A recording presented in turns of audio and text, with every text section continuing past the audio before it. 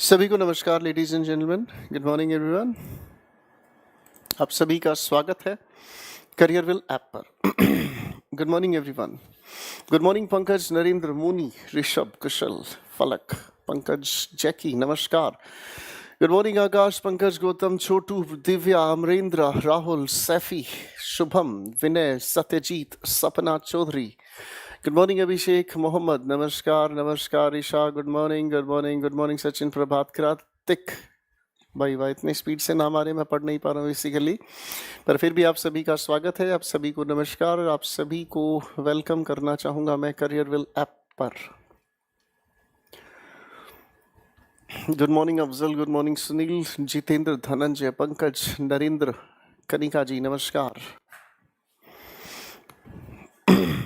Good morning good morning good morning everyone.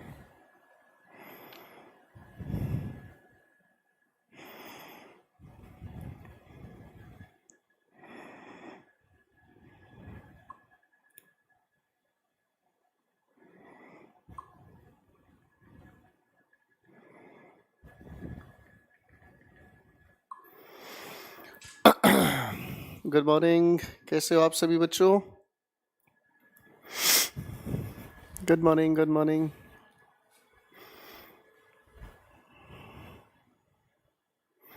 Good morning Dheeraj, good morning Prakhar, good morning Harish, good morning Aarohan. Hello बच्चों, hello. Very nice Prachi, very nice, बहुत बढ़िया प्रिंस, शाबाश। Good morning Umar.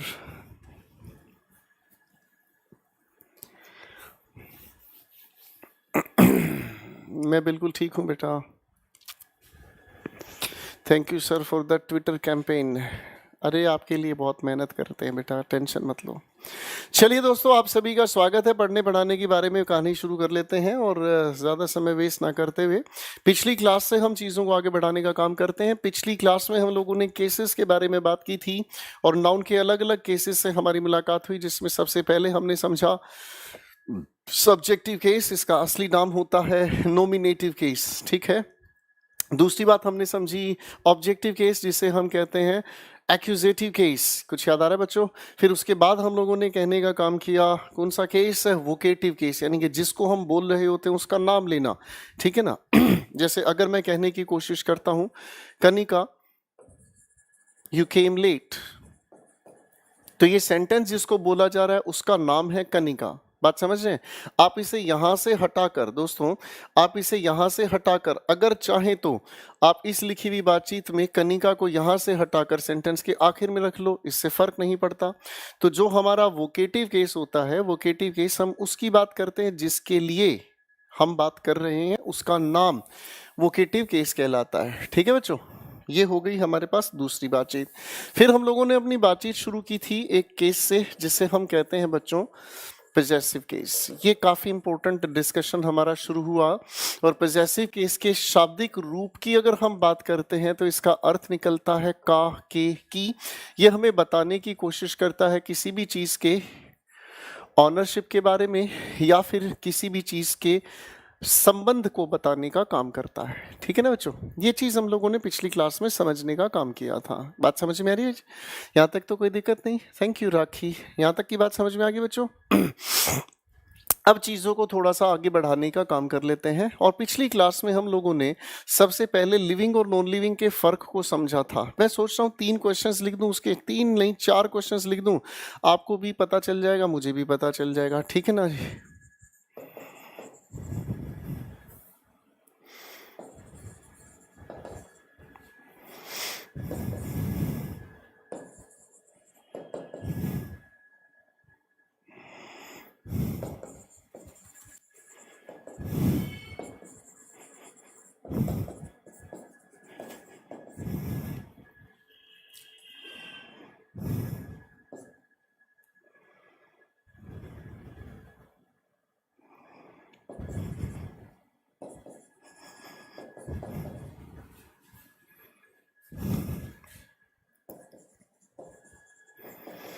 आपके हिसाब से मैंने 4 क्वेश्चंस लिखे हैं, एक बार फटाफट से मुझे बता दो बच्चों, इनमें से चारों में से कौन सा सही है, कौन सा गलत है। चलो चलो फटाफट से एक बार मुझे बता दो, इनमें से कौन सा आपके मुताबिक सही है, कौन सा आपके मुताबिक गलत है।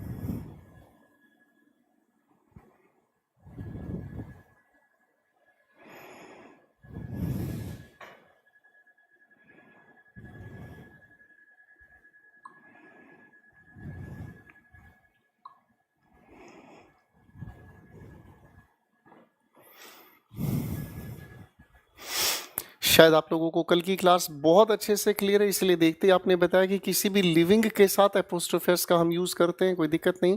अब दिल्ली अपने आप में नेम ऑफ अ प्लेस है ना। नेम ऑफ अ प्लेस के साथ हम एपोस्ट्रोफी लगाएं या ना लगाएं डिपेंड करता है आने वाले पोजेशन पर। अब ट्रैफिक है ही इंसानों का, ऑब्वियसली ट्रैफिक है ही अपने आप में इंसानों का, तो इंसान ने ट्रैफिक अगर बनाया है तो ये दिल्ली के साथ एपोस्ट्रोफी एस सही है। फॉरेस्ट इंसानों का बनाया हुआ नहीं है, इसीलिए इसको ठीक करने की कोशिश करेंगे हम, इसे हम ठीक करने की कोशिश करेंगे फॉरेस्ट ऑफ दिल्ली। ठीक है बच्चों, जस्ट अ मिनट प्लीज।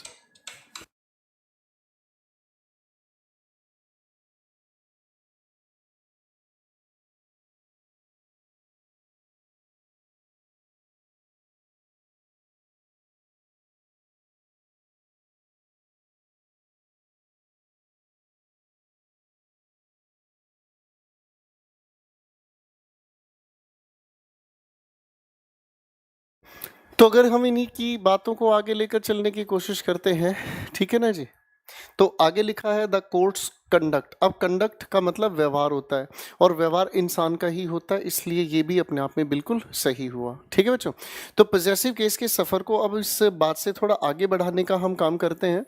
ठीक है ना, कैसे काम करना है आओ थोड़ा सा समझते हैं। अभी तक तो हम लोगों ने लिविंग और नॉन लिविंग को समझा, और लिविंग और नॉन लिविंग के एक्सेप्शंस की बात हम लोगों ने की। अब हमारा जो जिक्र है वो नेक्स्ट कैटेगरी से आता है बच्चों, और जो नेक्स्ट कैटेगरी है हमारे सामने, ये बेसिकली साउंड पर काम करती है। ये बेसिकली साउंड पर काम करती है। साउंड पर काम करने का मतलब क्या हुआ, थोड़ा सा इसे ध्यान से समझने का काम करें बच्चों।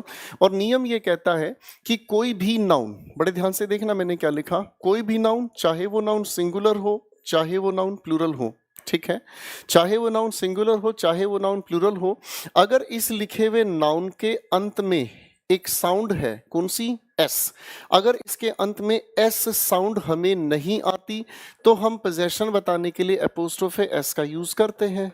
ठीक है भाई, एक एग्जाम्पल तैयार करते हैं चीजों को समझने के लिए। जैसे अगर मान लीजिए मैंने थोड़ी देर पहले लिखा आपके सामने करण's ऑफिस, ठीक है भाई। अब करण को ध्यान से देखोगे तो करण के आखिर में एस की साउंड नहीं आ रही है, इसी के लिए हम लोगों ने एपोस्ट्रोफी एस लगाकर पोजेशन बता दिया। ठीक है, अगर मान लो मैं आपके सामने एक बचपन की घटना लिखता हूं, बचपन में हम अक्सर जाया करते थे एक खूबसूरत सी जगह पर, लिखा मैंने आपके सामने चिल्ड्रंस पार्क। लिखा है माने क्या चीज, चिल्ड्रंस पार्क। ठीक है ना भाई साहब, यहाँ तक बात समझ में आ गई। अब चिल्ड्रन को अगर ध्यान से ऑब्जर्व करोगे तो चिल्ड्रन है तो अपने आप में प्लूरल, लेकिन इसके आखिर में एस साउंड नहीं है, इसीलिए एपोस्ट्रोफी एस का यूज हमने किया। अगर मान लो, चलो फिर से लिखने की कोशिश करता हूं, मैंने आपके सामने लिखा मेंस वियर। आप ध्यान से देखोगे तो मैन अपने आप में है प्लूरल, आखिर में एस की साउंड नहीं, इसीलिए एपोस्ट्रोफी एस लगाकर हमने मेंस वियर को ठीक लिखा, कोई दिक्कत तो नहीं। ठीक इसी के ऑपोजिट अगर हम समझने का काम करते हैं तो ठीक इसी के ऑपोजिट एक नियम सामने आता है कि अगर हम किसी भी नाउन की बात करें, चाहे वो नाउन सिंगुलर हो चाहे वो नाउन प्लूरल हो, और इसके अंत में अगर हम लोगों को सुनाई देती है एस साउंड, अगर हमें इसके अंत में सुनाई देती है बच्चों एस साउंड, तो बच्चों इस एस साउंड की वजह से, इस एस साउंड की वजह से हम सिर्फ यूज करते हैं एपोस्ट्रोफे, इसके बाद आने वाले एपोस्ट्रोफे के बाद एस को हम यूज नहीं करते हैं। और इसके बाद हम मेंशन करते हैं अपना, इसके बाद हम मेंशन करते हैं अपना क्या चीज, पोजेशन। ओहो, ठीक है भाई, इसके बाद हम मेंशन करते हैं अपना पोजेशन। एग्जाम्पल से समझेंगे बच्चों, ठीक है ना, एग्जाम्पल से समझेंगे। जैसे अगर मान लीजिए मैं आपके सामने लिख रहा हूं एक छोटी सी बात, चलो थोड़ा लाल से लिखने की कोशिश करते हैं। मैंने आपके सामने लिखने का काम किया पारस कार। पढ़कर देखो ध्यान से, पढ़कर ध्यान से देखो बच्चों।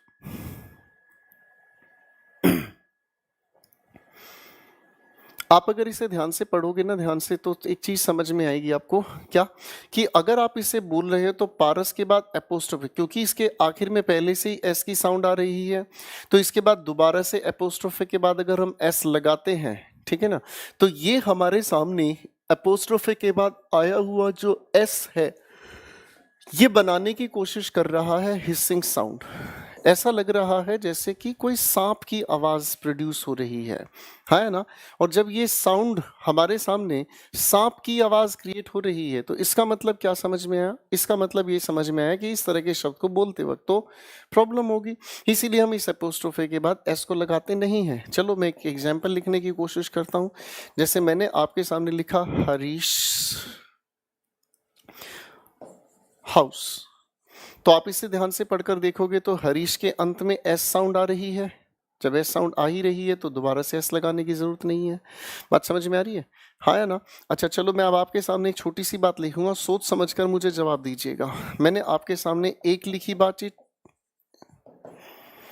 मैंने एक चीज और आपके सामने लिखी।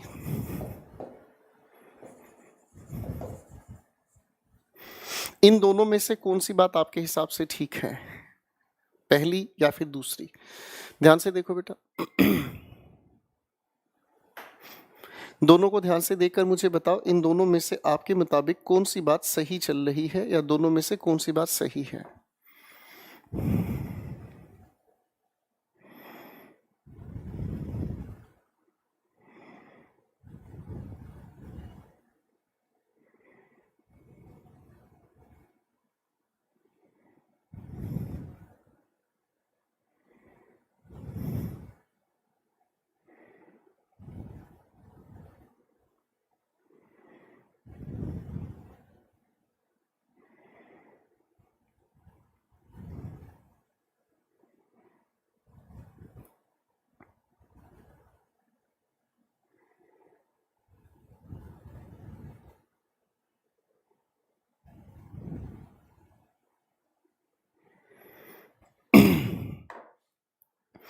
तो आप बड़े ध्यान से समझने का काम करोगे तो चीजें समझ में आएंगी ना भाई।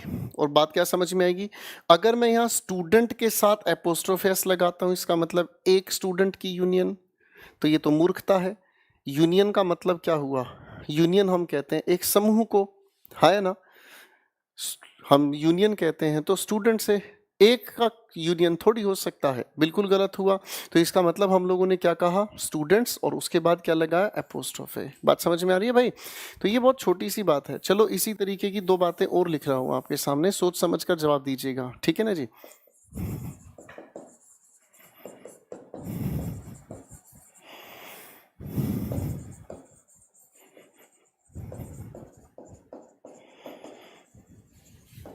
चलो बच्चों, एक और बात आपके सामने मैंने लिखी है। चलो ये तो लिखा ही है। दोनों में से कौन सी बात सही होगी? रेजिडेंट्स वेलफेयर एसोसिएशन, दोनों में से कौन सी बात सही होगी?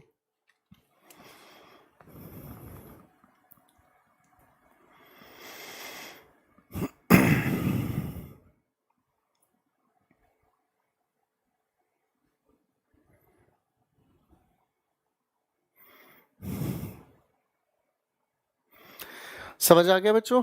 तो बिल्कुल सिंपल सी बात आती है हमारे सामने, ठीक है भाई। तो बिल्कुल सिंपल सी बात हमारी समझ में आती है कि रेजिडेंट का मतलब तो सिंगुलर हुआ। अब किसी सिंगुलर रेजिडेंट की कोई एसोसिएशन थोड़ी होगी। एसोसिएशन तो तब होगी जब एक से ज्यादा रेजिडेंट की टीम रहे। तो यानी कि पहली बात गलत हुई, सेकंड करेक्ट हो गई, रेजिडेंट्स। तो बात इतनी सी समझ में आ रही है कि एपोस्ट्रोफे एस सिंगुलर के लिए यूज हुआ, और अगर एस लगे हुए के बाद एपोस्ट्रोफे, तो हो सकता है वो प्लूरल हो या सिंगुलर हो। समझ आ गई बातचीत भाई? इसको ध्यान रखना, ये साउंड वाला खेल जो है ये काफी इंपॉर्टेंट है, ठीक है बच्चों। चलो आगे लेकर चल लेता हूं अब आप लोगों को। इसी कैटेगरी से थोड़ा आगे अगर हम चलने का काम करें, तो बचपन की एक बात याद आती है। स्कूल लेवल पर, स्कूल लेवल पर हम लोग जब पढ़ते थे बच्चों, जरा याद करो वो पुरानी बात। जब स्कूल लेवल पर हम पढ़ते थे तो स्कूल लेवल पर हम लोगों को इस तरीके की कुछ एप्लीकेशन लिखने के लिए कहा जाता था। एप्लीकेशन या लेटर लिखते थे जब भी हम लोग, तो इस तरीके की बात हम लिखते थे। आप जरा इन तीनों की तीनों बातों को ध्यान से देखकर बताओगे बच्चों, आपके हिसाब से इन तीनों में से कौन सी बात सही है? थैंक यू संचित, थैंक यू खुशबू।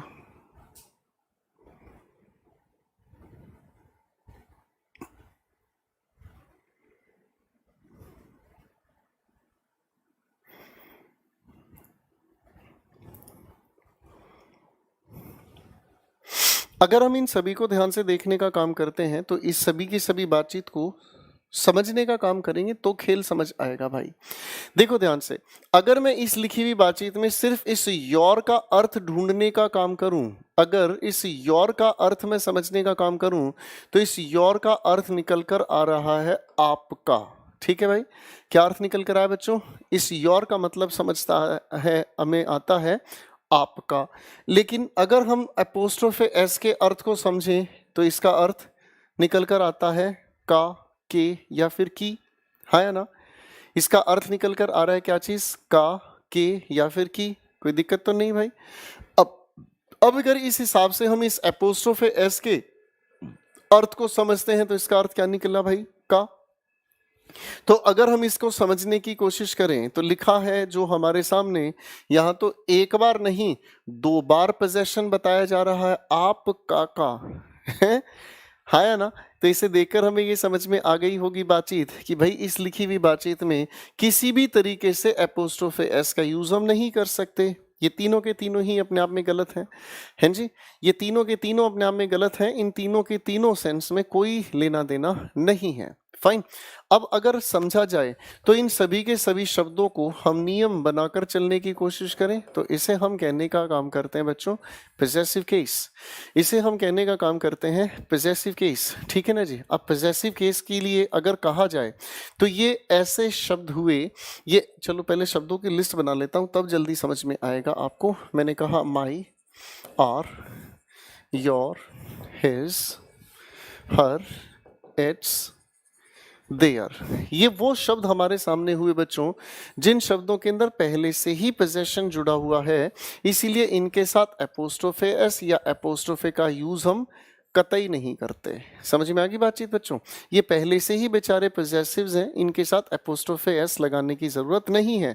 अब आपके पेपर में अगर लिखा हुआ नजर आता है हर्स बैग, या फिर अगर लिखा हुआ नजर आता है हर्स बैग, तो इन दोनों में से कौन सा सही कहोगे भाई? बताओ जरा, इन दोनों में से कौन सी बात सही कहोगे भाई?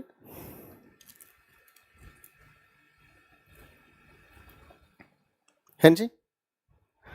तो इन दोनों में कोई भी सही नहीं है। क्यों सही नहीं है? पहले से ही जब पोजेशन है तो एपोस्ट्रोफे लगाना बिल्कुल ही गलत हो गया। ठीक है बच्चों? अच्छा, यहां पर छिपी हुई बात एक और आती है, जरा इसको ध्यान से देखना भाई साहब। ठीक है ना? और बातचीत क्या छिपी हुई आती है? इस इट्स को हम लोगों ने इन दोनों रूपों में देखा है। इस इट्स को हम लोगों ने दोनों रूपों में देखा है। सवाल लिखता हूं फिर आपसे ही पूछूंगा। ठीक है ना जी? इन दोनों के क्या फर्क हैं?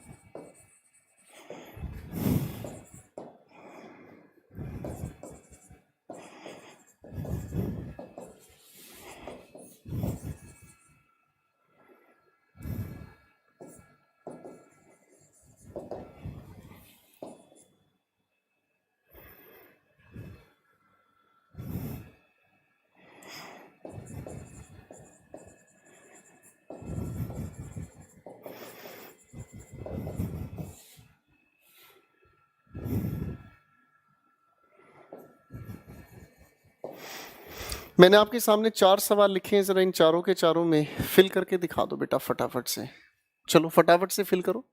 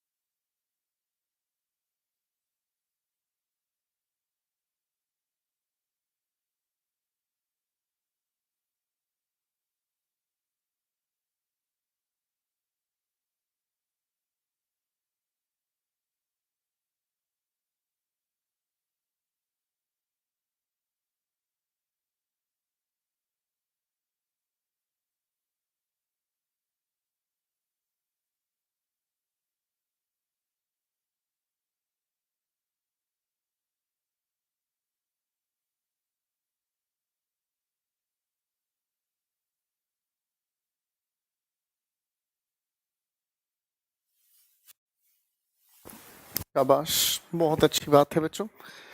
चलो अब मैं इनको थोड़ा सा आपके साथ मिलकर डिस्कस कर लेता हूँ, ठीक है जी। अब ध्यान से समझना बच्चों, इन दोनों के दोनों शब्दों में क्या फर्क है, ये दोनों के दोनों शब्द इनफैक्ट क्या करना चाहते हैं, बताना चाहते हैं।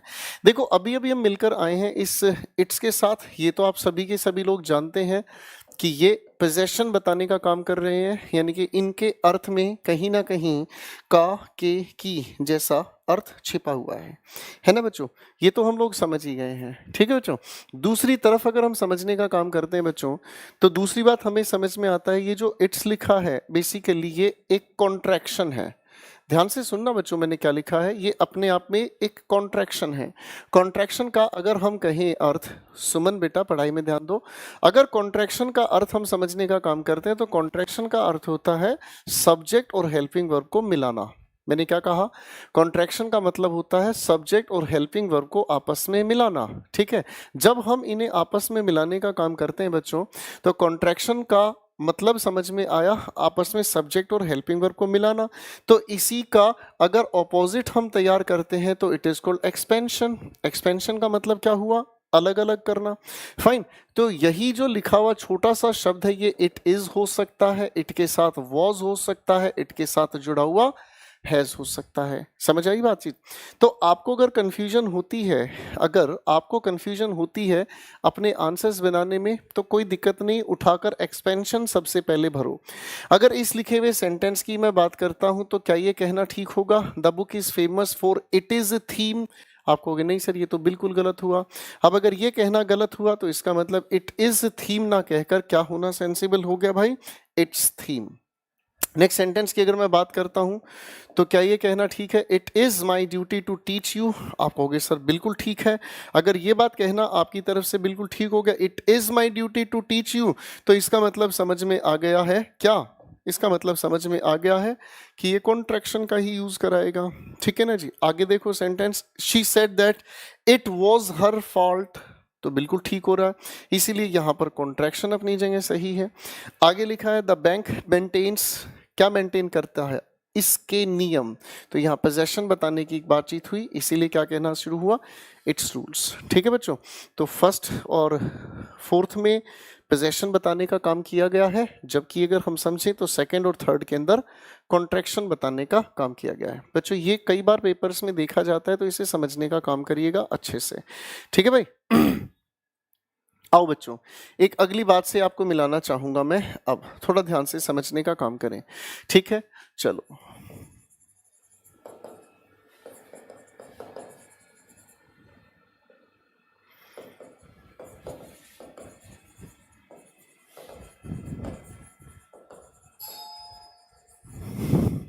आपके सामने मैं एक सेंटेंस लिख रहा हूं, ध्यान से इसे पढ़कर देखें, ठीक है जी। अगर हम इन्हें थोड़ा ध्यान से देखने की कोशिश करते हैं, ठीक है, हमारे सामने दो बातें लिखी हैं, लिखा है Rahul's friends father died yesterday, ठीक है भाई। एक बार इस बात को समझने के लिए दोस्तों, एक बार इस बात को समझने की कोशिश करते हैं। अगर मैं आपके सामने कहूं A equals to B, B equals to C, अगर मैं आपके सामने कहूं A equals to B, B equals to C, तो मैथमेटिक्स की ये एक लीनियर इक्वेशन जो आती है A equals to B, B equals to C, therefore I can say A equals to C, हाँ है ना, क्योंकि A बराबर है B के, B बराबर है C के, तो कहा जा सकता है A बराबर है C के। अब यही वाला जो नियम अगर देखा जाए तो इस लिखे हुए सेंटेंस में हमें कंफ्यूजन देता है, ठीक है ना जी। अगर हम इस लिखी हुई बातचीत को ध्यान से देखें तो यहां पर भी यही कंफ्यूजन हमारे सामने देता है, ठीक है। क्या कंफ्यूजन क्रिएट कर रहा है, थोड़ा सा ध्यान से देखें तो कंफ्यूजन ये क्रिएट कर रहा है कि राहुल के साथ एपोस्ट्रोफ एस लगे कोई दिक्कत नहीं, फिर फ्रेंड के साथ एपोस्ट्रोफ एस लगे कोई दिक्कत नहीं, आगे लिखा है फादर। तो कंफ्यूजन ये हो रही है कि ये जो मरा है तो मरा कौन है, पापा, पिता, फ्रेंड, राहुल, या तीनों के तीनों मर गए, या ये तीनों के तीनों मर गए। माय डियर मधुर, आपका नाम इतना अच्छा है पर हरकत आपकी बिल्कुल छिछोरी है। मैं आपको प्रोनाउन पढ़ा रहा हूँ और आप लगे पड़े हैं, मैं आपको नाउन पढ़ा रहा हूँ और आप लगे पड़े हैं वो क्वेश्चन पूछने में जो हमने पिछली क्लास में डिस्कस किया है। मुझे अफसोस है ये देखकर कि आप आगे की चीज़ों को समझने की बजाय पिछली क्लास को ध्यान से देखते नहीं हैं और उसी के चक्कर में इस क्लास के अंदर बार बार अपने उस फर्जी कमेंट पर लगे पड़े हैं। मुझे अफसोस है, मैं उम्मीद करता हूँ आप सुधर जाएंगे। ठीक है बेटा, मुझे अफसोस है इस बात का कि आप अगर सुधर जाते हैं तो बहुत अच्छी बात है। बेटा जब मैं पढ़ा रहा हूँ ना तो पढ़ने पे ध्यान लगाया करो, अपनी खुजली बाद में मिटवा लिया करो, ठीक है ना। कई बच्चे नहीं मानते हैं, फर्जीपना छोड़ते नहीं हैं, बस इन्हें ध्यान ये रहता है कि किसी तरह सर मेरा नाम ले दें। बेटा पढ़ ले, है ना। चलो, अब ये कंफ्यूजन हमारे सामने आती है कि इनफैक्ट मरा तो मरा कौन, राहुल मर गया, फ्रेंड मर गया, पिता मर गए, या फिर राहुल फ्रेंड और पिता को साथ देकर मर गया। तो इस कंफ्यूजन को अगर हम कहने की कोशिश करते हैं तो इस कंफ्यूजन को हम कहते हैं sequential possession.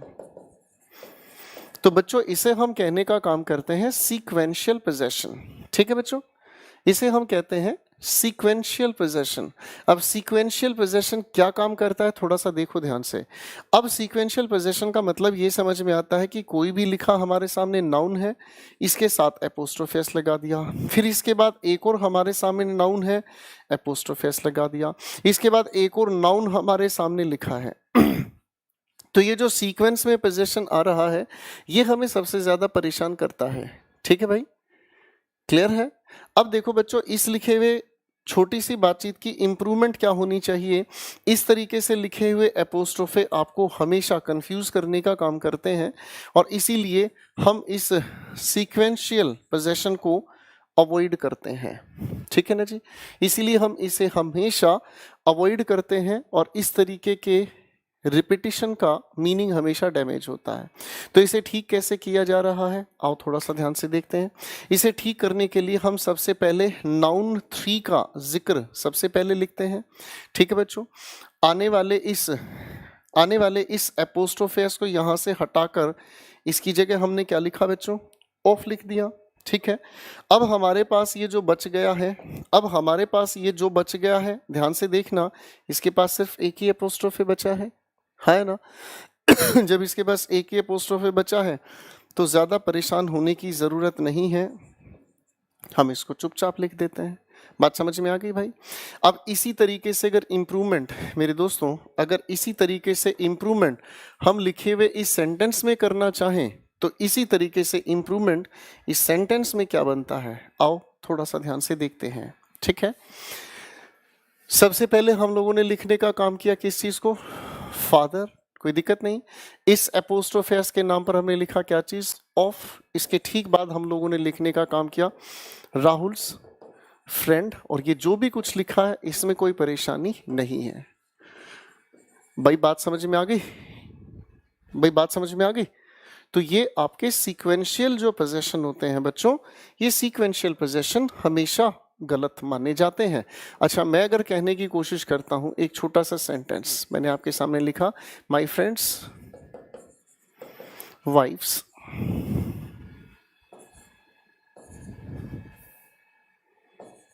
Dog was killed last week। आपके मुताबिक इस सेंटेंस में क्या करेक्शन होनी चाहिए, चलो बताओ फटाफट से।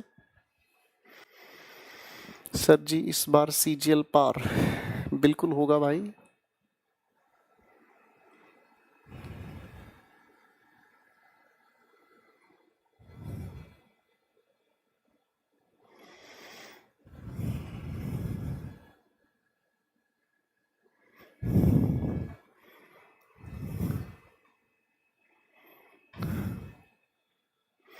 सर आप ये बताओ कि पेपर में कैसे आते हैं आपके कॉन्सेप्ट, तो समझ पता नहीं क्या लिख रहा है। ठीक है बेटा ये पेपर में नहीं आता, इसे पढ़ना छोड़ दो तुम।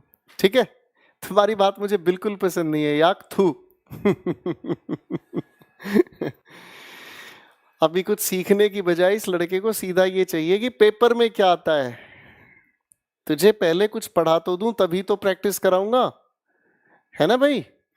जब तक कुछ पढ़ा नहीं है तब तक क्वेश्चन नहीं सोल्व कर पाओगे। और इस लड़के के दिमाग में ये खुजली मची हुई है कि सर मुझे ये बताओ पेपर में क्या आता है, तो पेपर में बेटा ये नहीं आता, ठीक है ना।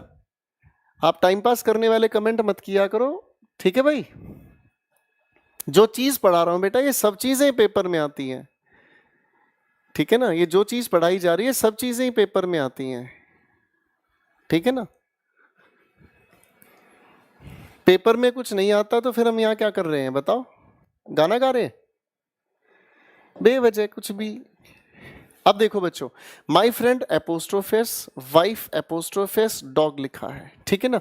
तो हम लोगों ने अभी भी क्या समझना, हम लोगों ने अभी भी एक बात समझी है क्या, सीक्वेंशियल पोजेशन हम कभी भी यूज नहीं करते, बात समझ रहे।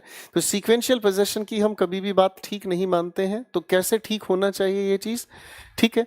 आओ थोड़ा सा देखने की कोशिश करते हैं, ठीक है। आओ इस लिखे हुए सेंटेंस के अंदर सबसे पहले हम इसकी बात करते हैं, डॉग, एपोस्ट्रोफेस को हटाकर ऑफ लिखा, और उसके बाद हम लोगों ने लिखने का काम किया फ्रेंड, ठीक है जी, माई फ्रेंड्स वाइफ, और आगे ये जो भी कुछ लिखा है ये सब कुछ एज इट इज, ठीक है भाई।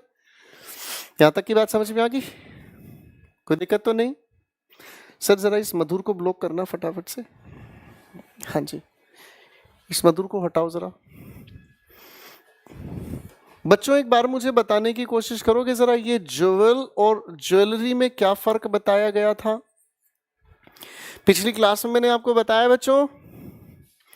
एक बार फटाफट से मुझे बताना कि ये ज्वेल और ज्वेलरी में क्या फर्क होता है, बताना मेरे बच्चों। ये मधुर नाम का एक लड़का है या लड़की है ये नहीं पता, ये मधुर नाम का बच्चा जब से क्लास शुरू हुई तब से ये ज्वेलरी मटेरियल और एब्स्ट्रैक्ट नाउन कौन सा होता है ये बार बार ये लिख रहा है। क्या ये पिछली क्लास में मैंने डिस्कस किया था बच्चों, बताना बच्चों, क्या ये मैंने डिस्कस किया है, हाँ या ना।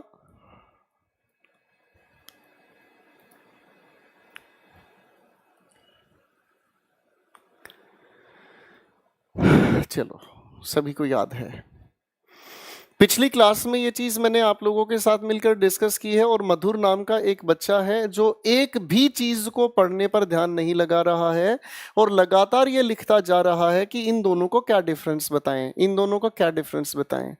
तो अब आप एक बात बताओ बच्चों, ऐसे बच्चे को जो अपनी पिछली क्लासेस को ध्यान से नहीं पढ़ता, ऐसे बच्चे को क्या सजा मुकर्रर की जाए, बताओ जरा मुझे फटाफट से, ऐसे बच्चे को क्या सजा मुकर्रर की जाए,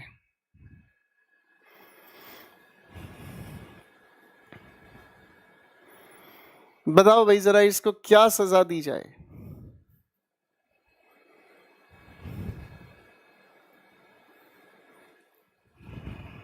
लो भाई सारे बच्चे कह रहे हैं इसे ब्लॉक कर दिया जाए। अब तू बता बेटा मधुर तेरा क्या किया जाए।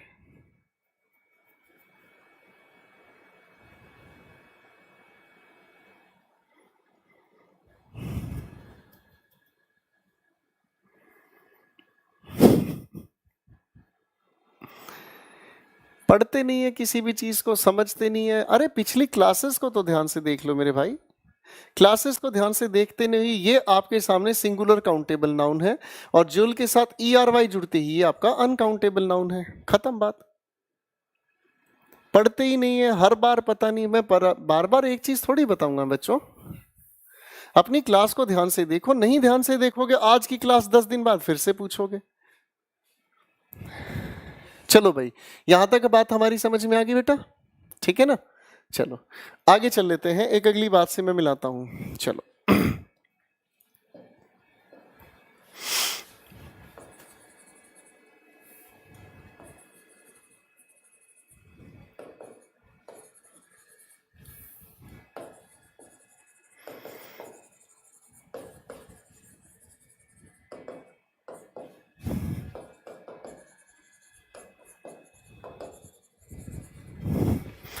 जो बच्चे क्लासेस में ध्यान नहीं रखते हैं ना, जो ध्यान से नहीं सुनते हैं, उन लोगों के कभी भी डाउट्स खत्म नहीं हो सकते, ये याद रख लेना मेरे भाई। उनके डाउट्स कभी खत्म ही नहीं होंगे, क्यों, क्योंकि पढ़ना तो है ही नहीं, चीजों को समझना ही नहीं है। जो लोग ध्यान से सुनते नहीं है, समझते नहीं है, उन लोगों के साथ हमेशा ही प्रॉब्लम रहेगी, ठीक है जी। अब एक और आ गया हमारे सामने, विज्ञानी इंसान कहता ध्यान नहीं रहता, जरूरी थोड़ी है सबका सेम दिमाग हो। मेरे बेटे पेपर सबका सेम होगा, और आप ये एक्सक्यूज करने छोड़ दो, ये एक्सक्यूज अपने दिमाग से निकाल दो कि जरूरी नहीं है सेम दिमाग हो, आपको सेम तरीके से सीखना पड़ेगा। ठीक है ना बेटा, आप ये गलत फहमी दिमाग से निकाल दो, किसी इंसान के लिए पेपर कोई आसान नहीं आने वाला बेटा। ठीक है ना, पेपर वाला बिल्कुल किसी के लिए रहमदिली नहीं रखता, समझ रहे हैं? किसी के लिए रहमदिली नहीं है पेपर वाले के दिल में। पेपर वाला ये चाहता है आपसे कि आप बहुत अच्छे से चीजों को समझें, और आपके पास पूरा का पूरा वीडियो लेक्चर है, आप अपने नोट्स बना रहे हो, आप उसे देखो ना, पढ़ो ना। जब आप पढ़ोगे तो डाउट नहीं होगा, मुझे पूरा यकीन है आपकी मेहनत पर। बात समझ रहे? और जो मेहनत नहीं करना चाहते उनके इसी तरीके के फर्जी कमेंट होते रहते हैं, किसी भी बात को लेकर वो खड़े हो जाते हैं 4 दिन बाद आकर, सर परसों की क्लास का ये दोबारा से बता दो। तो इससे बड़ी परेशानी होती है ना बच्चों? और आप सभी का समय इतना इंपॉर्टेंट है कि मैं फर्जी बातों पर दिमाग इधर उधर लगाऊं, वो बेकार होता है। ठीक है ना जी? चलो भाई, खैर कोई बात नहीं, धीरे धीरे सब समझ में आ जाएगा कि सर कहते हैं तो उनकी वजह है कहने की। आप ध्यान से सुनो तो सही, समझो तो सही। कल की क्लास आपने ध्यान से देखी नहीं, आज आप आके खड़े हो जाओ, सर ये डाउट हो गया मेरे सामने। भाई ये डाउट कैसे हो सकता है, जब कल की क्लास में चीज बताई है आपको, फिर काहे का डाउट रह गया? समझ रहे जी? चलो आओ थोड़ा आगे सफर को तय करना शुरू करते हैं। ठीक है जी? मैं कुछ सवाल आपके सामने लेकर चल लेता हूं।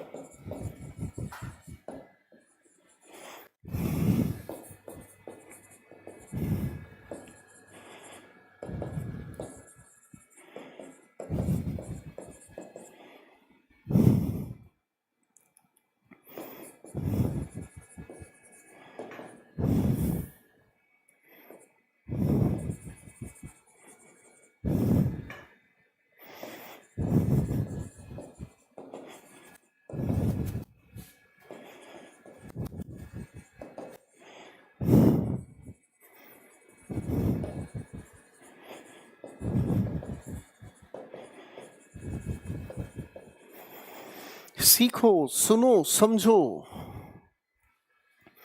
सिलेक्शन मुश्किल हमारे लिए नहीं है, सिलेक्शन हमने मुश्किल बना दिया है। ठीक है ना जी? सिलेक्शन हमने मुश्किल बना दिया है क्योंकि हम नहीं समझना चाहते।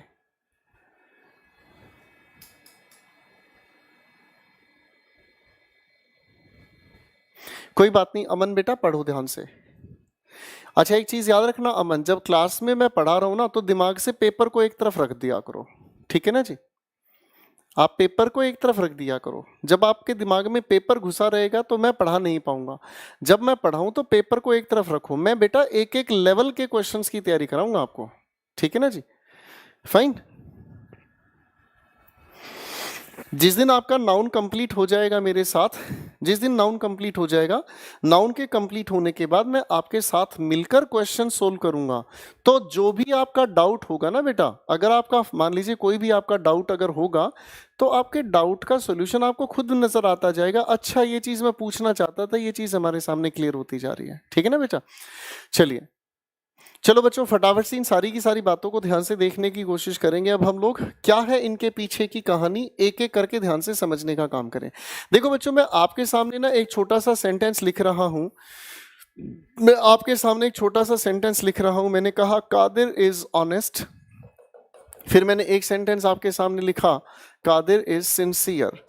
क्या आप इन दोनों सेंटेंसेस को आपस में जोड़ सकते हैं?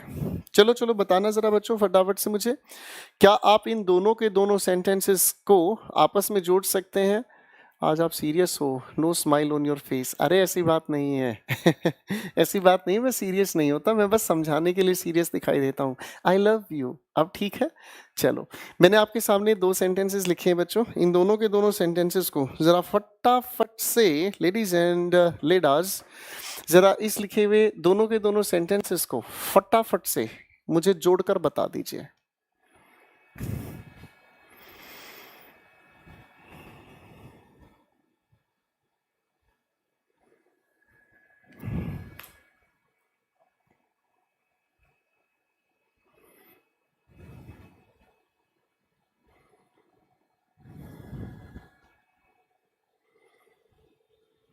शाबाश। अब आप इस सेंटेंस को जोड़ने का काम कर रहे हैं, तो कादिर इज ऑनेस्ट, उसके बाद लिखा है आपने एक छोटा सा एंड और एक जैसे शब्दों को लिखने की जरूरत नहीं है। यानी कि एंड एक खूबसूरत सा शब्द है जो एक बहुत खूबसूरत बैलेंस बनाता है, जोड़ने का काम करता है। समझ आ गई बेटा?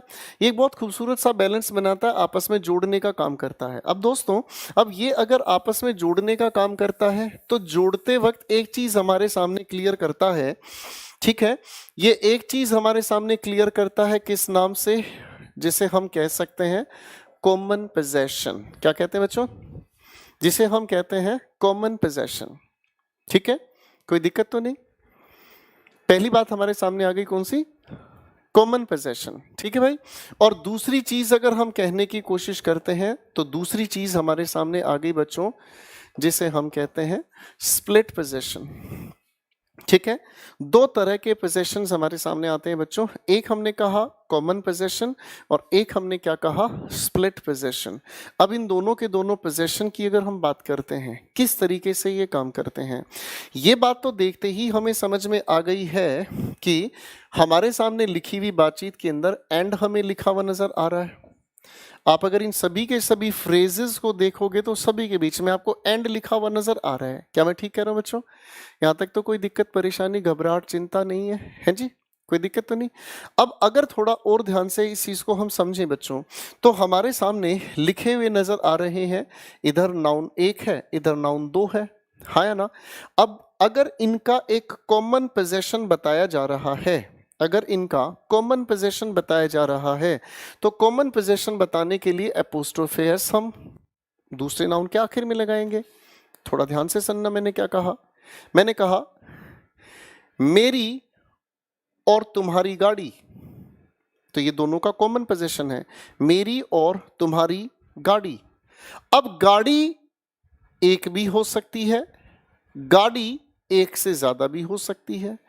तो कॉमन पोजेशन में हम जो बताने की कोशिश कर रहे हैं यहां पर, कॉमन पोजेशन में हम दोनों तरीके के नाउन यूज कर सकते हैं, चाहे सिंगुलर काउंटेबल नाउन, चाहे uncountable noun, I mean plural countable noun. ठीक है जी? मैं अगर कहना चाहूं मेरी और तुम्हारी गाड़ी, मेरी और तुम्हारी एक गाड़ी हो सकती है। अगर मैं कहूं मेरी और तुम्हारी एक से ज्यादा गाड़ी भी तो हो सकती हैं, हाँ या ना? तो कॉमन का मतलब जब दोनों का एक ही चीज पर पोजेशन हो। अब वो एक ही चीज एक भी हो सकती है, एक से ज्यादा भी हो सकती है। ठीक है भाई? अब समझते हैं स्प्लिट पोजेशन का अर्थ। स्प्लिट का मतलब हो गया बच्चों अलग अलग पोजेशन बताना।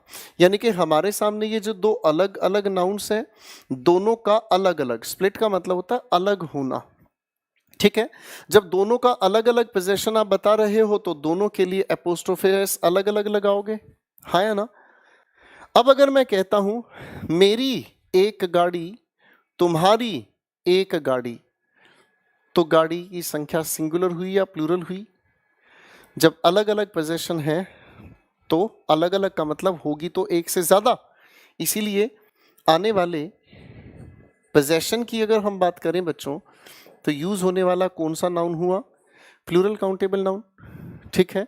और प्लूरल काउंटेबल नाउन के अलावा दोनों का अलग अलग पोजेशन जो हम बता रहे हैं, अनकाउंटेबल नाउन पर भी बात कही जा सकती है। आओ थोड़ा ध्यान से देखने का काम करते हैं। ठीक है? आओ थोड़ा ध्यान से देखने का काम करते हैं बच्चों। लिखा है राम एपोस्ट्रोफे एस, श्याम एपोस्ट्रोफे एस। तो ये कौन सा पोजेशन हुआ बच्चों? कॉमन पोजेशन हुआ या स्प्लिट पोजेशन हुआ? सबसे पहली लिखी बात को देखो ध्यान से बच्चों, कॉमन पोजेशन अनकाउंटेबल। बेटा यहां सिंगुलर काउंटेबल लिख लो चाहे अनकाउंटेबल लिख लो, दोनों एक ही बात कर रहे हैं तैयार। ठीक है जी मोरवाल साहब।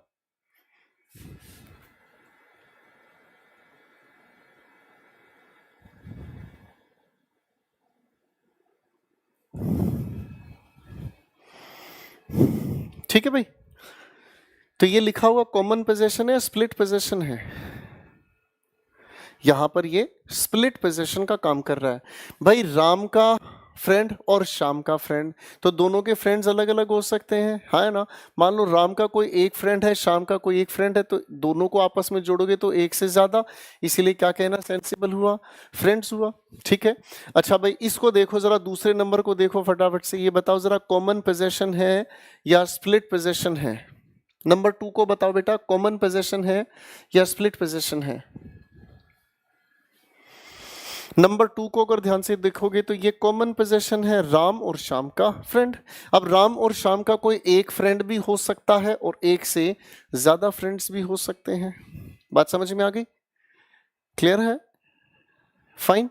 अब अगर बात आपके समझ में आ गई तो अब देखो आपके एग्जाम में क्वेश्चंस किस तरीके से घुमाए जाते हैं। आओ बच्चों, हमारे सामने लिखा है दीपिकाज एंड रणवीर्स वेडिंग। क्या ये कहना सही होगा? आप कहोगे सर ये तो बात गलत है। दीपिका और रणवीर दोनों की एक शादी हुई है, दोनों के दोनों एक साथ इन्होंने मिलकर शादी की है ना?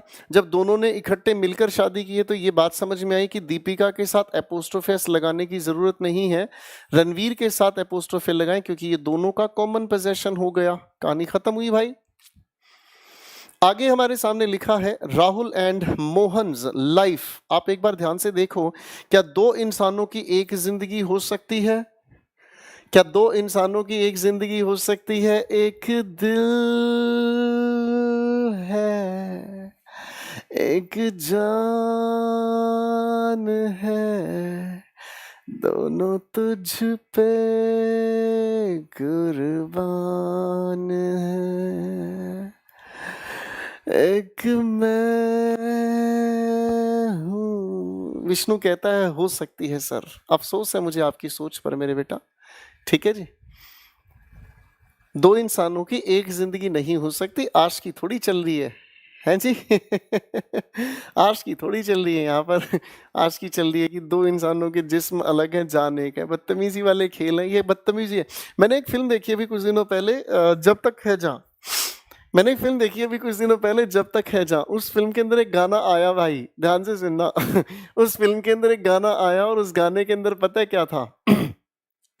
उस फिल्म के अंदर एक गाना था, सांस में तेरी सांस मिली तो मुझे सांस आई। भाई साहब ये गाना सुन के मेरा दिमाग खराब हो गया कि सांस में तेरे सांस मिली तो मुझे सांस आई। अरे भाई बदतमीजों, एक बात बता, तुम्हारे यहाँ का कोई कार्बन डाइऑक्साइड का चक्कर नहीं होता है कि एक इंसान सांस छोड़ रहा है और दूसरे इंसान की जब सांस उसमें छोड़ी गई तो दोनों की सांस मिलकर कार्बन डाइऑक्साइड हो गई, तो फिर तीसरे को सांस कैसे आ सकती है? ये साला आस्की वाले लोग है ना, माँ कसम में इनको काट डालेगा।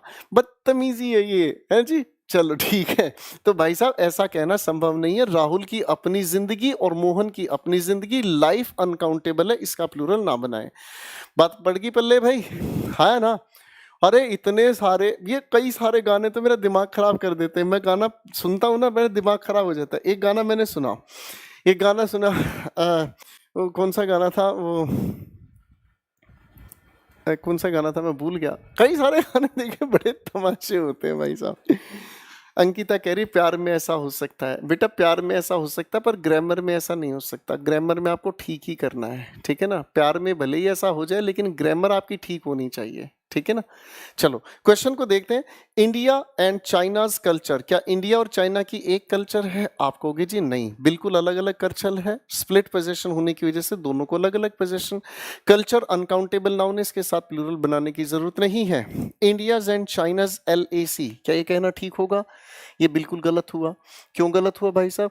इंडिया और चाइना की LAC एक ही है, इसलिए स्प्लिट पोजीशन की हमें जरूरत नहीं, ये कॉमन पोजीशन के आधार पर ठीक होना चाहिए। अच्छा देखो, यहां लिखा मैंने रेखा एंड प्रियाज वेडिंग। हाँ भाई, यहां लिखा मैंने रेखा एंड प्रियाज वेडिंग, ठीक लिखा है भाई? ओ खतरनाक शिकारियों, ओ नालायकों, क्या ये कहना ठीक है? थोड़ी देर पहले तो हम दीपिका एंड रणवीर वेडिंग कर रहे थे, तो यहाँ ये ठीक है? अभी एक बर्बाद लड़का लिख रहा था यहाँ पर, कह रहा था सर हो सकता है राहुल एंड मोहन लाइफ हो सकता है, तो फिर ये भी हो सकता है? है? नहीं हो सकता, दोनों का अलग अलग शादी होगी भाई साहब। रेखा और इंडिया में भी ये वैलिड नहीं हुआ है कि दो लड़कियां आपस में शादी करें, दोनों के लिए अलग अलग पति चाहिएंगे, ठीक है ना जी। एक मैं हूँ वेडिंग अनकाउंटेबल नाउन हुआ, खत्म हुई बात। रेखा एंड प्रियाज हस्बैंड, हाँ जी, हाँ भाई ओ खतरनाक शिकारियों, हैं जी। अब अगर इसको देखते हैं, रेखा एंड प्रियाज हस्बैंड, भाई साहब इस मामले में तो पति देव खुश हो जाएंगे, आन दो, हाँ है ना? यानी कि दोनों को अलग अलग पति चाहिए अरे हाँ है ना, तो दोनों को अलग अलग पति चाहिए, तो भाई साहब रेखास एंड प्रियाज हस्बैंड ना कहकर हस्बैंड्स, ठीक है बच्चों। तो ये कॉमन और स्प्लिट पोजीशन का बेहतरीन सवाल देखने को मिल जाता है, पहले से देख लीजिएगा फटाफट से।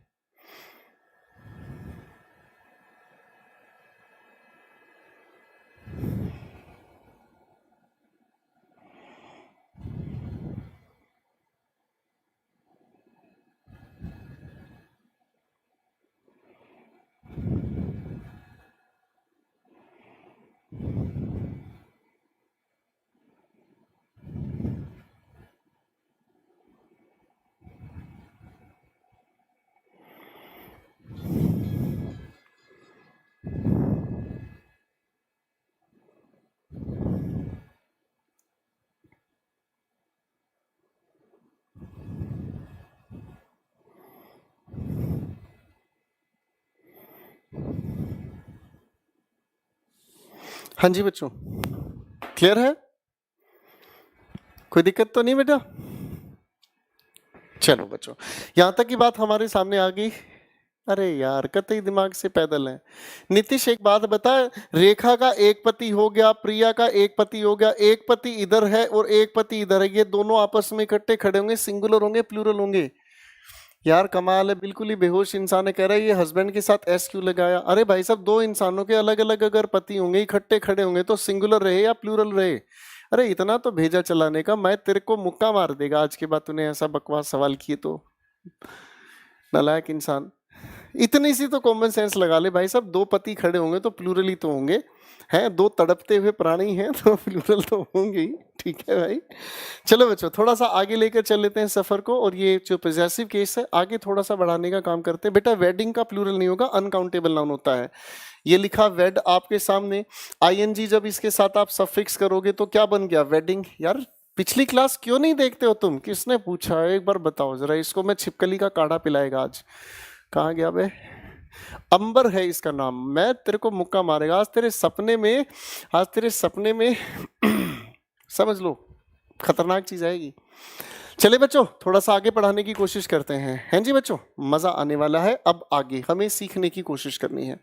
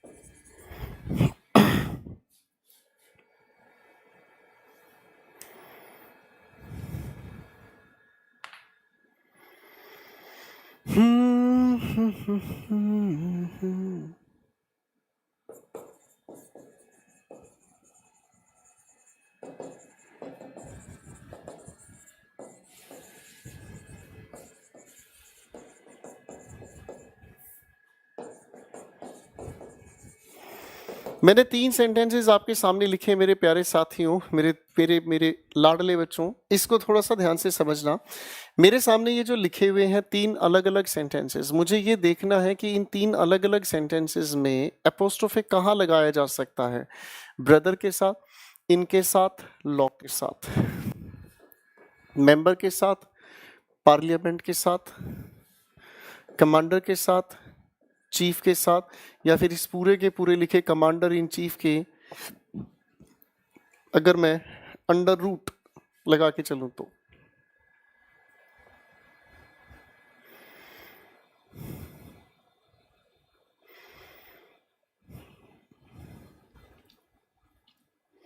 तो बच्चों इस लिखे हुए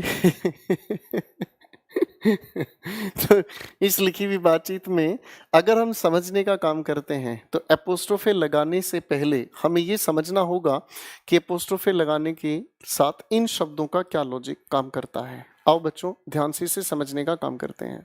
देखो बच्चों, ये जो भी कुछ हमारे सामने लिखा है एक छोटा सा एक्सपेरिमेंट करके देखते हैं। और हमारे सामने लिखा है ब्रदर मीन्स भाई, इन में लॉ कानून। तो इसकी ट्रांसलेशन अगर हम समझते हैं तो ये बात बनती है मेरे भाई में कानून। क्या ये कहना सही होगा? क्या ये कहना सही होगा मेरे भाई में कानून? आप कहोगे सर ये तो कोई नॉनसेंस क्रिएट कर रहा है ना। अब इस तरीके की बातचीत को दोस्तों, अगर इस तरीके की बातचीत को हम थोड़ा ध्यान से समझने की कोशिश करते हैं तो इस तरीके की बातचीत को हम लोग एक नाम से जानते हैं और इसे हमने कहा कंपाउंड नाउन। इसे हम कहते हैं बच्चों क्या चीज? Compound noun. हमारे सामने लिखी हुई बातचीत में जब एक या एक से ज्यादा शब्द इकट्ठे नजर आए, बड़े ध्यान से सुनना मैंने क्या कहा। जब हमारे सामने लिखे हुए सेंटेंस के अंदर एक से ज्यादा शब्द इकट्ठे नजर आए और वो सब शब्द इकट्ठे मिलकर एक नया अर्थ बनाते हैं, ऐसे शब्दों को हम कहते हैं कंपाउंड नाउन। क्या कहते हैं? Compound noun. हिंदी में इसी चीज को हम लोग कहते हैं समास। सुना होगा आप लोगों ने, ठीक है ना जी। जब हमारे लिखे हुए किसी भी सेंटेंस के अंदर 2 या 2 से ज्यादा शब्द इकट्ठे मिलकर एक अर्थ बनाते हैं, तो 2 या 2 से शब्द ज्यादा मिलकर एक नया अर्थ बनाते हैं, तब हम पोजेशन लगाने के लिए apostrophe S is placed at the last element. ठीक है, तो एपोस्ट्रोफे एस को हम लगाने की कोशिश करते हैं लिखे हुए शब्द के आखिरी एलिमेंट पर। ठीक है ना जी, यानी कि जो भी हमारे सामने लिखे हुए ये शब्द हैं हम एपोस्ट्रोफे एस लगाने का काम करेंगे आखिरी अक्षर पर। ब्रदर इन लॉ ये सारा का सारा कहलाया हमारी नजरों में कंपाउंड नाउन। ठीक है ना, यानी कि 2 या 2 से ज्यादा शब्द इकट्ठे मिलकर अगर आप कहते हो ब्रदर इन लॉ, इसका अलग अलग कोई अर्थ नहीं है। ब्रदर इन लॉ सबको आपस में अगर आप मिलाते हो तो सब कुछ मिलकर एक अर्थ बनाते हैं, एक रिश्ता जिसे आप कहते हैं साला। ठीक है जी, तो इसका मतलब ये समझ में आता है क्या चीज? एपोस्ट्रोफे एस हम आखिरी शब्द के हिस्से पर लगाते हैं और आखिरी शब्द के हिस्से को ही हम लास्ट एलिमेंट के नाम से जानते हैं। ठीक है बच्चों, नेक्स्ट सेंटेंस की अगर बात करते हैं, द मेंबर ऑफ पार्लियामेंट, एपोस्ट्रोफे हम लास्ट एलिमेंट के साथ लगाने का काम करेंगे।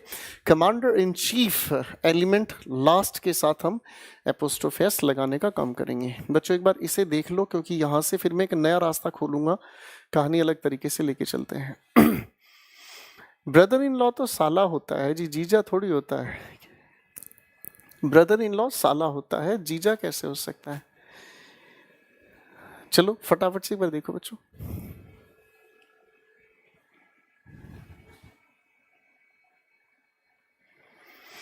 बेटा अमन थोड़ी देर पहले तुम्हें समझाने का काम किया था, तुम्हारी फिर समझ में नहीं आ रहा है।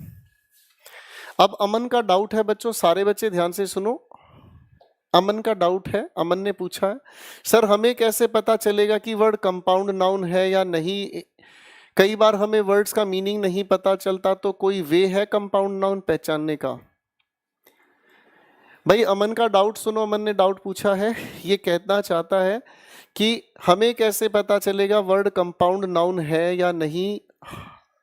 कई बार हमें वर्ड के मीनिंग नहीं पता चलता, तो कोई वे है कंपाउंड नाउन पहचानने का? बच्चों कंपाउंड नाउन का मैंने आपको क्या बताया, जब हमारे सामने लिखा हुआ एक नहीं एक से ज्यादा शब्द, इसी बात को मैंने ऐसे भी कहने की कोशिश की, जब हमारे सामने दो या दो से ज्यादा शब्द इकट्ठे मिलकर एक नया अर्थ बताते हैं, मैंने क्या बोला, एक नया अर्थ बताते हैं, तो ऐसे शब्दों को हम कंपाउंड नाउन कहते हैं। अभी बताया मैंने भाई, हाँ या ना? अभी बताया मैंने आप लोगों को। अभी बताने के साथ साथ मैंने ये भी कहने की कोशिश की आप लोगों को, ब्रदर इन लॉ, इन तीनों के अलग अलग अर्थ में निकालता हूं, भाई में कानून, तो ये नॉनसेंस हो गया। ब्रदर इन लॉ इकट्ठे मिलाकर अगर मैं पढ़ता हूं तो ये तीनों शब्दों का अर्थ एक रिश्ता आता है जिसे आप साला कहते हैं, तो ये कंपाउंड नाउन हुआ। आखिरी एलिमेंट पर एपोस्ट्रोफी एस लगाएं। बच्चों अभी अभी बताया मैंने ये चीज, लेकिन अमन का ध्यान सुनने में नहीं है, और इस अमन का चैन वैन सब उजड़ा, जालिम नजर हटा ले, मुक्का मार दूंगा तुझे, इसे कहते हैं बच्चों प्योर बदतमीजी। ठीक है ना, कि मैं 3 बार बोलकर निकल जाऊं, जब दो या दो से ज्यादा शब्द इकट्ठे मिलकर एक नया अर्थ बनाए, उस शब्द को हम कंपाउंड नाउन कहने की कोशिश करते हैं। लेकिन अमन के दिमाग में तो छिपकली का जूस घुसा हुआ है ना, इसे तो डाउट पैदा करने हैं। अरे फर्जी इंसान, भगवान तुझे। बच्चों पहले से ध्यान से देख लीजिए, सुनता नहीं है, समझता नहीं है, बस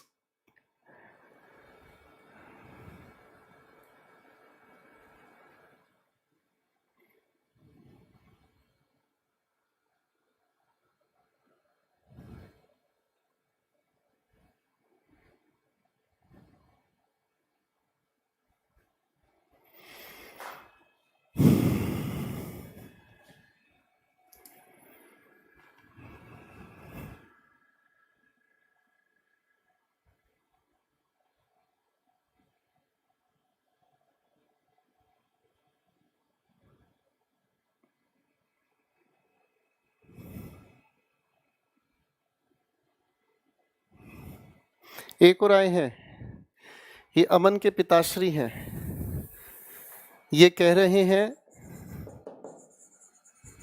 रेजिडेंट्स वेलफेयर एसोसिएशन। ये एक और मूर्खानंद है, ये एक और मूर्खानंद है, मैं इनका नाम पढ़कर सुनाना चाहूंगा। इनका नाम चेतन है, इनका नाम चेतन है। ये एक और मूर्खानंद है, ये कहते हैं सर ये कंपाउंड नाउन है क्या? अरे नशे, ओ सूखे नशे। ये जो लिखा है मैंने यहाँ पर, रेजिडेंट्स अपने आप में एक नाउन है, एपोस्ट्रोफे के बाद इस पर पोजेशन बताया है। आपके सामने ये जो वेलफेयर एसोसिएशन है, ये तो आपके सामने एक कंपाउंड हुआ, ये आपके सामने नाउन हुआ। इतनी सी बात नहीं दिमाग में घुस रही? तुम्हें लगता है बेटा तुम एक आने वाले टाइम में एक ऑफिसर रैंक का पेपर दे पाओगे? कमाल करते हो यार, कमाल कर रहे हो यार। मुझे तो बड़ा अफसोस हुआ इस चीज को जानने की कोशिश करते हैं तो भाई चलो कोई बात नहीं, एक दिन आप ठीक हो जाओगे, हम दुआ करते हैं।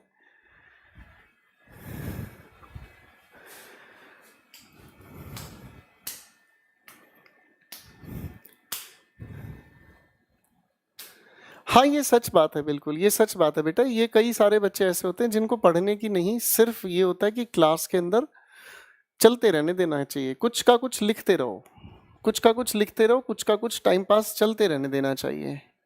इन बच्चों की कुछ की आदत होती है, इनको सुधरना नहीं है। चलो खैर कोई फर्क नहीं पड़ता। देखो बच्चों हम तो एक चीज जानते हैं, हम सभी के सभी स्टूडेंट्स के लिए, हम सभी के सभी स्टूडेंट्स के लिए सिंसियर एफर्ट्स लगाते हैं। हमारी मेहनत सभी के लिए एक जैसी है। जो बच्चे हमारी क्लास को बड़े ध्यान से समझ सकते हैं, बड़े ध्यान से सीख सकते हैं, उनके कोई डाउट नहीं होते हैं, उनके अंदर इम्प्रूवमेंट भी आता है और वो अपने एग्जामिनेशन को क्वालिफाई करने के लेवल पर भी पहुंचते हैं। और जिन बच्चों के अंदर पेशेंस नहीं है सीखने का, जो ध्यान से ना सुनना चाहते ना ध्यान से समझना चाहते हैं, वो सिर्फ कमेंट करके पूरी क्लास को डिस्टर्ब करते रहते हैं। और इनका सिर्फ एक ही पर्पस होता है कि हम सिर्फ अपने आप को नोटिस में लाएं। अभी जैसे अमन ने लिखा है, अभी अमन ने ये लिखा है कि मैं वो इंस्टाग्राम वाला अमन हूं, मुझे ब्लॉक मत करवा दीजिएगा। तो ये सिर्फ अपना दिखावा करने की कोशिशों में बेवजह के डाउट पूछते रहते हैं, जबकि मैं चीजें बताकर आगे बढ़ रहा हूं। खैर कोई नहीं, आपकी आदत सुधर जाएगी, आप बहुत अच्छे इंसान है, मुझे पूरी उम्मीद है। चलो बच्चों, मैं आगे बढ़ाने की कोशिश करूंगा बातचीत। देखो लिखा है कंपाउंड नाउन। हाँ, कमेंट में इसलिए देखता हूं, कभी कभी क्लास चलती हुए कोई टेक्निकल इशू आ जाता है, इसीलिए मैं कभी कभी आपके कमेंट्स की तरफ ध्यान देता हूं, लेकिन यहाँ फर्जीपना रुकता ही नहीं है। चलो बच्चों, आगे देखने की कोशिश करते हैं। हमारे सामने लिखा है कंपाउंड नाउन, ठीक है बच्चों। अब अगर हम देखें ध्यान से, कंपाउंड नाउन अभी हमने समझा जब दो या दो से ज्यादा शब्द इकट्ठे मिलकर एक नया अर्थ बनाने की कोशिश करते हैं, उसे हम कंपाउंड कहते हैं। अब कंपाउंड के दो क्वेश्चंस आपके सामने मिलते हैं, कंपाउंड के दो क्वेश्चंस आपके सामने मिलते हैं, ठीक है ना। और वो दो क्वेश्चंस कौन कौन से हैं, एक एक करके ध्यान से समझना, ठीक है। दो क्वेश्चंस कौन कौन से होते हैं।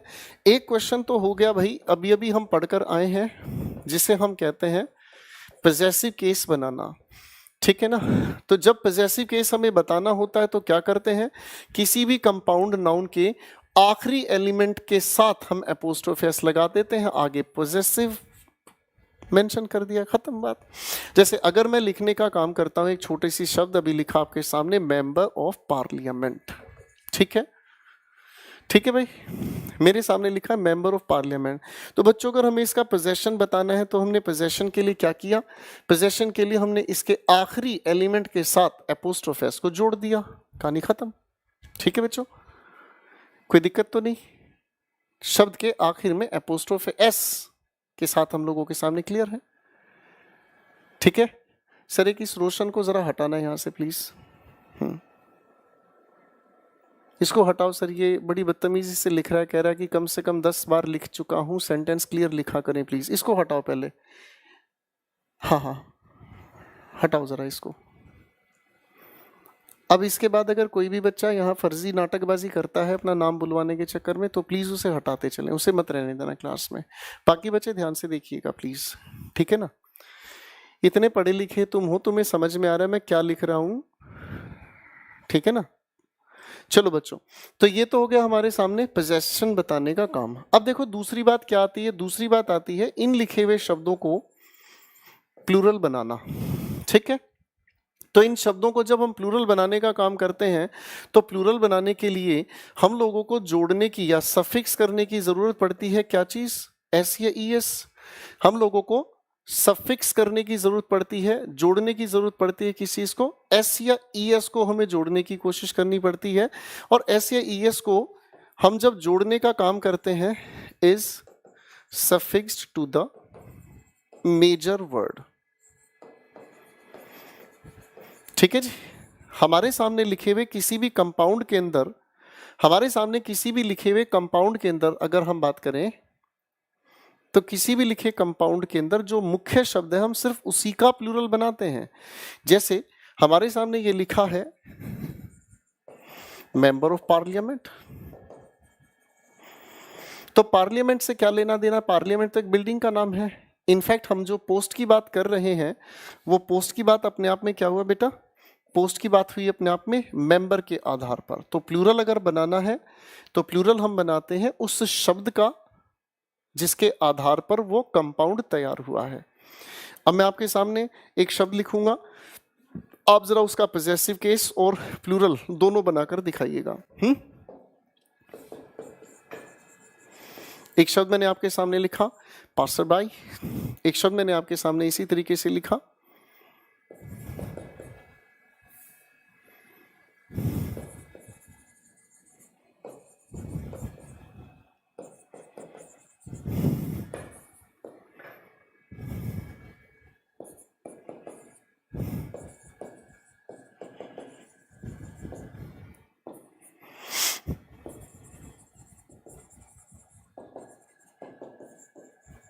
मैंने आपके सामने 4 शब्द लिखे हैं बच्चों, जरा इनके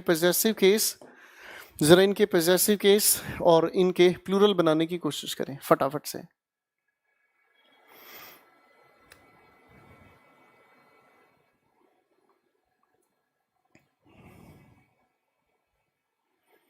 आदित्य का कहना है सर एक बार पॉजेसिव केस फिर से बता दीजिए प्लीज।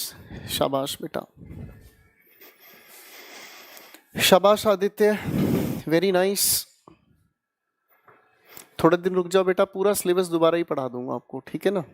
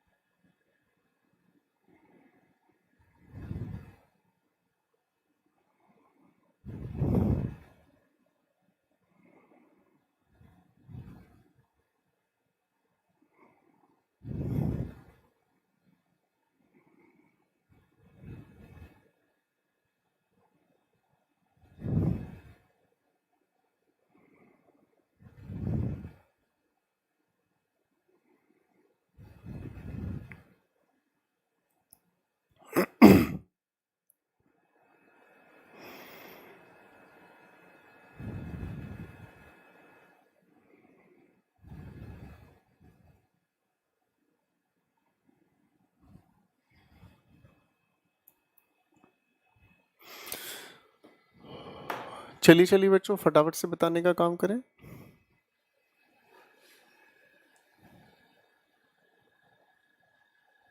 बेटा वोकैबुलरी के लिए 9:30 बजे आपका बैच चलता है, वोकैब स्पेशल, ठीक है। अगर आपका एक्टिवेट नहीं हुआ है बैच तो थोड़ा सा वेट कर लें, 1-2 दिन में एक्टिवेट हो जाएगा। मैं हर दिन यही चीज बताऊंगा आपको, अच्छा नहीं लगेगा बेटा। वोकैब स्पेशल आपका बैच 9:30 बजे चलता है रात को।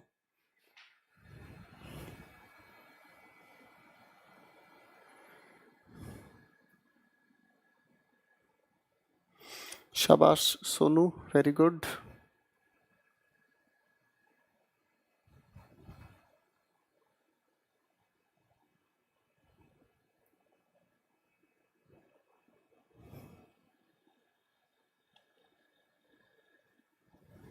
चलो भाई, अब इनको अगर हम थोड़ा सा देखें, बड़े ध्यान से समझ लें। You are my best friend and teacher, thank you dear, thank you. Passer by किसको बोला जाता है सर? पासर बाई बोला जाता है, आप रोड पे खड़े हो, आपके पास से जो निकल गया है उसे पासर बाई कहा जाता है। अगल बगल में जो आने जाने वाले लोगों ने पासर बाई कहा जाता है।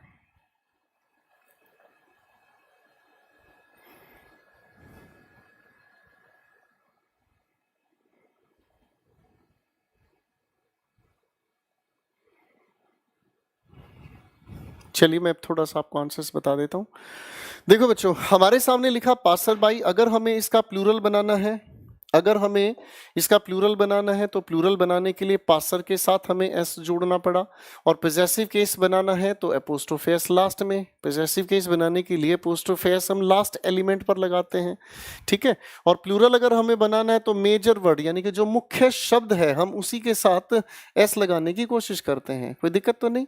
आगे देखो लिखा हमारे सामने स्कूल इंस्पेक्टर, स्कूल से लेना देना नहीं, इंस्पेक्टर वो इंसान है जिसकी वजह से ये पोस्ट बनी है। तो बच्चों इसका प्लूरल अगर बनाना है तो इसका प्लूरल बनाने के लिए हमें इंस्पेक्टर के साथ ही एस जोड़ना पड़ा, ठीक है। और अगर इसका पॉजेसिव केस हमें बनाना है वो तो पहले से ही निर्धारित है कि पॉजेसिव केस बनाने के लिए हम लोग अपोस्ट्रोफे एस आखिर में लगाने का काम करते हैं, ठीक है ना। वाइस प्रेसिडेंट, तो प्रेसिडेंट ही आपका मुख्य शब्द है, इसी का प्लूरल बनाने के लिए ये हो गया। और अपोस्ट्रोफे अगर लगाना है तो ये भी, ठीक है बच्चों। ब्रदर इन लॉ, तो बच्चों प्लूरल बनाने के लिए ब्रदर के साथ एस जोड़ा आपने, और अगर पॉजेसिव बनाना है तो लॉ के साथ। समझ आ गई बातचीत? यहां तक कोई दिक्कत तो नहीं बच्चों? ठीक है भाई, यहां तक सब ठीक है बेटा? चलो, तो मैं आप लोगों को आज यहीं तक डिस्कस करा लूंगा सारी चीजें, अगली क्लास में हम आगे बढ़ेंगे बच्चों, ठीक है ना। चलो पहले फटाफट से एक एक देख लो, ये एक छोटा सा रिकैपिचुलेशन लेके चलते हैं। पॉजेसिव केस, पिछली क्लास में हम लोगों ने लिविंग और नॉन लिविंग के फर्क को समझा।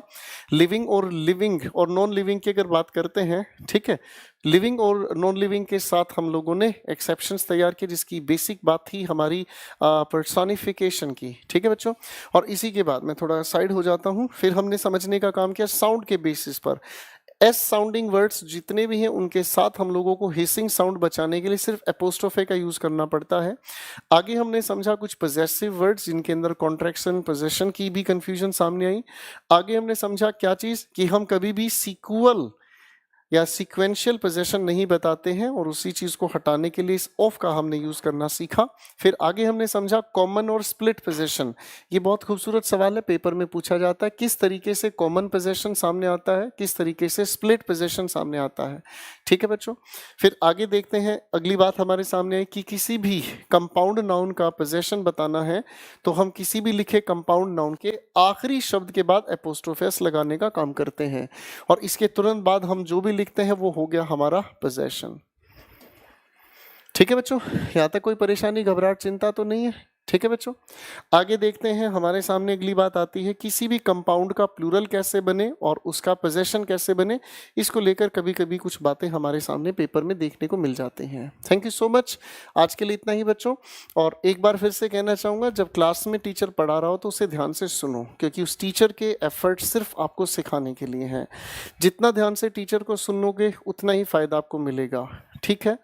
और अगर मैं पढ़ा रहा हूं तो डेफिनेटली वही चीज पढ़ाऊंगा जो आपके पेपर में है। इस चीज को ये कहकर पूछना मूर्खता होगी आपकी कि ये आप ऐसे पूछें कि सर बताना पेपर में कैसे आता है। भाई पेपर में आता है, इसीलिए पढ़ा रहे हैं, ठीक। और टॉपिक कंप्लीट होने के बाद आपको खुद ही पता चल जाएगा कि क्वेश्चंस कैसे सोल्व करने हैं। आज के लिए इतना ही। Thank you very much, good night, God bless you. आप सभी को तीज के त्योहार की अनेक अनेक शुभकामनाएं। थैंक यू वेरी मच, मस्त रहें, व्यस्त रहें। Bye bye everyone, love you all.